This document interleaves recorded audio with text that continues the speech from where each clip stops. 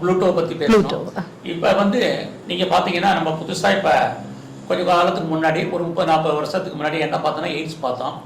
இப்போ நம்ம வந்து கொரோனா பார்க்குறோம். இது எல்லாமே காரணம் வந்து கிரகத்தினுடைய தன்மை தான். கிரகத்தினுடைய தன்மை தான் இதுக்கெல்லாம் காரணம். இதெல்லாம் வந்து யுரேனஸ் புளூட்டோ, இப்போ 9 கிரகத்துக்கு இவங்க பலன் சொல்ல இவங்க யுரேனஸ் நெப்டியூன் புளூட்டோ பற்றி சொல்கிறாங்கன்னு சொல்கிறாங்க. அது எல்லாமே உண்மைதான் வெஸ்டர்ன் அஸ்ட்ராலஜியில். ஸோ மனிதனுடைய வாழ்க்கையில் நிறைய மாற்றங்கள். அப்போது முதல்ல நான் சொன்னேன், சந்திரனுடைய தமிழ் வருஷம் 60, சந்திரனுடைய ஒவ்வொரு 60 வருஷத்துக்குள்ளே சந்திரனில் மாற்றங்கள் ஏற்பட்டுக்கிட்டே இருக்கும். அப்படிதான் மனிதனுடைய வாழ்க்கையில. அப்போ குழந்தை பாக்கியம் நல்லா இருக்கு. இப்போ பார்த்தீங்கன்னா எங்க பார்த்தாலும் உங்களுக்கு குழந்தை பாக்கியம் இல்லைங்கிறது பிரதானமான கேள்வியாகவே இருக்கு. அதுக்கு காரணம் ஏன்னா அவங்க ஜாதகத்துல புத்திர தோஷம் இருக்கும், ஒன்று லேட் இஷ்யூவா இருக்கும், அல்லது குழந்தை பாக்கியமே இல்லாமல் இருக்கலாம்.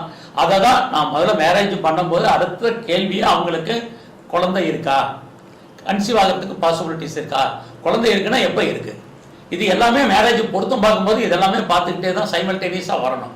அது இல்லாமல் பார்க்கும்போது ஒருத்தருக்கு குழந்தை இருக்குது, இன்னொருத்தருக்கு குழந்தை இல்லைன்னா அந்த ஜாதகத்தை இணைக்கிறதுல நிறைய ஸ்ட்ரகிள் இருக்குது. ஏன்னா ஒன்று லேட் இஷ்யூ ஆயிரும், அப்படியே குழந்தை பிறந்தாலும் அந்த குழந்தைகளால் அவங்களுக்கு வாழ்க்கை முழுதும் ஸ்ட்ரகிள், பிரச்சனை, போராட்டம் இருக்கும். அப்போ 2 பேருடைய ஜாதகத்திலுமே குழந்தை பாக்கி இருக்கக்கூடியவங்களா தான் பார்த்து நம்ம திருமணம் செஞ்சு வைக்கணும்.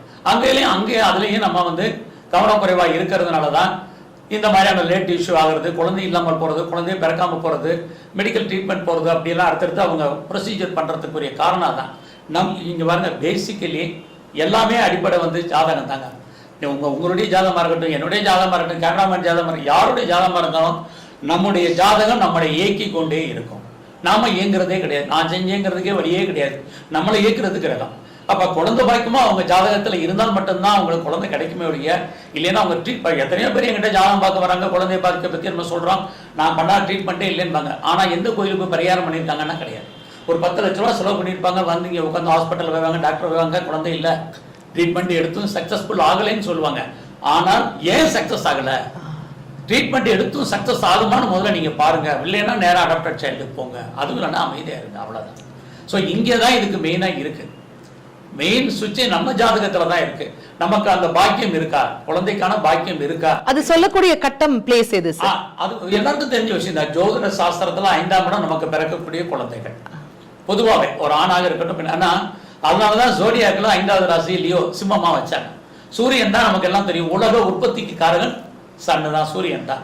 நம்முடைய உற்பத்திக்கு காரகனும் அவர் தான். அதுக்கப்புறம் தான் சுக்கிரன், ஒரு ஆணாக இருந்தால் சுக்கிரன், பெண்ணாக இருந்தால் செவ்வாய். ஆனா எல்லாருக்கும் பொதுவானது 5ஆம் இடம். கிரகம்னு எடுத்துக்கிட்டீங்கன்னா குரு தான் குழந்தைக்கு உரிய கிரகம். ஏன்னா குரு இஸ் டெவலப், வளர்ச்சி, குழந்தை வளர்ந்துக்கிட்டே போறதுனால தான் குருவை வச்சாங்க.